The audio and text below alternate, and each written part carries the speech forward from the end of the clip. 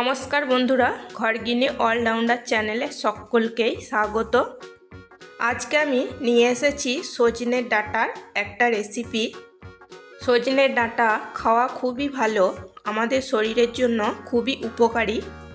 চলো তাহলে রান্নাটা দেখে নেওয়া যাক। সজনে ডাঁটার রেসিপিটা বানানোর জন্য আমি এখানে দুটো আলু নিয়েছি।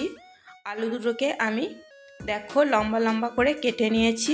কেটে নিয়ে জল দিয়ে ধুয়ে পরিষ্কার করে নিয়েছি। আর এখানে নিয়েছি একটা বড় সাইজের টমেটোটাকে আমি কেটে নিয়েছি। আর নিয়েছি দুটো পেঁয়াজ দুটো আমি কুচো করে কেটে নিয়েছি। আর নিয়েছি কিছু সজনে ডাঁটা আমি খুব ভালো করে ছুলে পরিষ্কার করে নিয়েছি এবং জল দিয়ে ভালো করে ধুয়ে নিয়েছি। এখানে আমি একটা মশলা তৈরি করে নেব।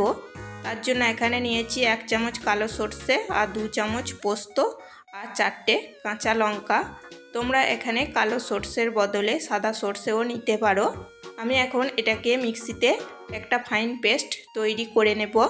প্রথমে একবার ঘুরিয়ে নেব, তারপরে জল দিয়ে আমি মিক্সিতে খুব ভালো করে পেস্ট তৈরি করে নেব। ওভেনে আমি কড়াই বসিয়ে দিয়েছি। কড়াইতে দিয়েছি কিছুটা পরিমাণ সর্ষের তেল খুব ভালো করে গরম করে নিয়েছি। প্রথমে আমি কেটে রাখা আলুগুলোকে কড়াই তেলের মধ্যে দিয়ে দেব। আলুগুলোকে দিয়ে নাড়াচাড়া করে খুব ভালো করে ভেজে নেব। দেখো আমি আলুগুলোকে খুব ভালো করে ভেজে নিয়েছি। এখন আমি আলুগুলোকে নামিয়ে নেব। দেখো ভেজে না আলুগুলো আমি থালার মধ্যে নামিয়ে নিয়েছি। এখন আমি ওই তেলের মধ্যেই আমি ডাঁটাগুলোকে দিয়ে দিচ্ছি। ডাঁটাগুলোকে দিয়েও একবার নাড়াচাড়া করে ভেজে নেব। আলু এবং ডাঁটা ভেজে নিয়ে এই রান্নাটা করলে খেতে খুবই টেস্টি হয়। দুপুরের গরম গরম ভাতের সাথে খেতে খুবই ভালো লাগে। সজনে ডাঁটাগুলোকে দেখো আমি খুবই ভালো করে ভেজে নিয়েছি। এখন আমি নামিয়ে নেব। ভেজে নেওয়া সজনে ডাঁটাগুলোকে আমি নামিয়ে নিয়েছি।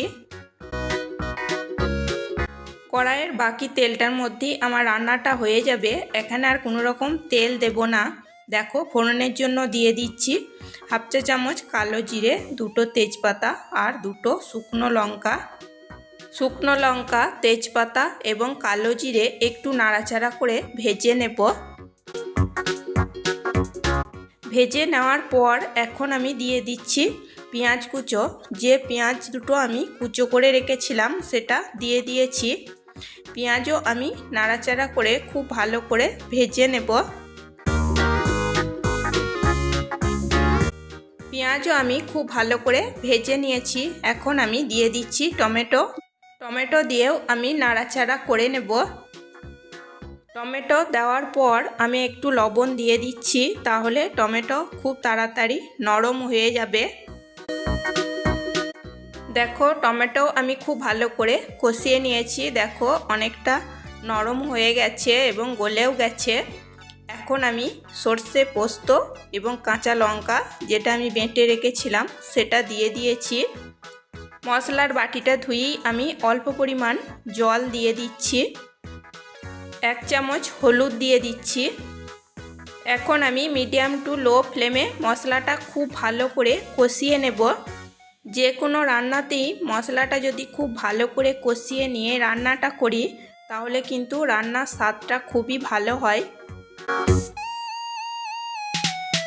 দেখো বন্ধুরা মশলাটা কিন্তু আমি খুব ভালো করে কষিয়ে নিয়েছি, তোমরা দেখেই বুঝতে পারছো।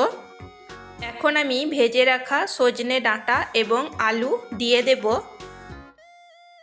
সজনে ডাঁটা এবং আলু দিয়ে আবারও আমি মিডিয়াম টু লো ফ্লেমে মশলার সাথে খুব ভালো করে নাড়াচাড়া করে কষিয়ে নেব। আমি এখানে আমার পছন্দ মতো ঝাল দিয়ে নিয়েছি। তোমরা তোমাদের পছন্দ মতো কম বেশি ঝাল দিয়ে নিতে পারো। সজনে ডাঁটা এবং আলু কষিয়ে নেওয়ার জন্য আমি একটু জল দিয়ে দিচ্ছি। জল দিয়ে দিলে খুব ভালো করে এটা কষানো যাবে। খুব বেশি না, আমি অল্প একটু জল দিয়ে নিয়েছি। আমার রেসিপি যদি তোমাদের ভালো লেগে থাকে তাহলে একটা লাইক করে দিও, সাবস্ক্রাইব করো, কমেন্ট করো এবং প্রচুর প্রচুর শেয়ার করে আমার পাশে থেকো। দেখো বন্ধুরা, আমি কিন্তু নাড়াচাড়া করে খুব ভালো করে কষিয়ে নিয়েছি। এখন আমি দিয়ে দিচ্ছি প্রয়োজন মতো গরম জল। গরম জল দিয়ে নাড়াচাড়া করে নিয়ে এখন আমি দিয়ে দিচ্ছি 1 চামচ চিনি আর টেস্ট অনুযায়ী লবণ। আর তোমরা যদি মিষ্টি খেতে না চাও তাহলে মিষ্টি নাই দিতে পারো। একটু মিষ্টি দিলে এটা আমার খেতে খুবই ভালো লাগে, সেই জন্য আমি একটু মিষ্টি দিয়ে নিয়েছি। চিনি এবং লবণ খুব ভালো করে নাড়াচাড়া করে মিশিয়ে নিচ্ছি এবং সব কিছু খুব ভালো করে ঝোলের মধ্যে ডুবিয়ে দেব খুব ভালো মতো সেদ্ধ হওয়ার জন্য। এখন আমি ঢাকা দিয়ে মিডিয়াম ফ্লেমে কিছুক্ষণ রান্না করে নেব। মিডিয়াম ফ্লেমে আমি 5 মিনিট মতো ঢাকা দিয়ে রান্না করে নিয়েছি। ডাঁটা এবং আলু খুব ভালো মতো সেদ্ধ হয়ে গেছে। একটু নাড়াচাড়া করে নিচ্ছি।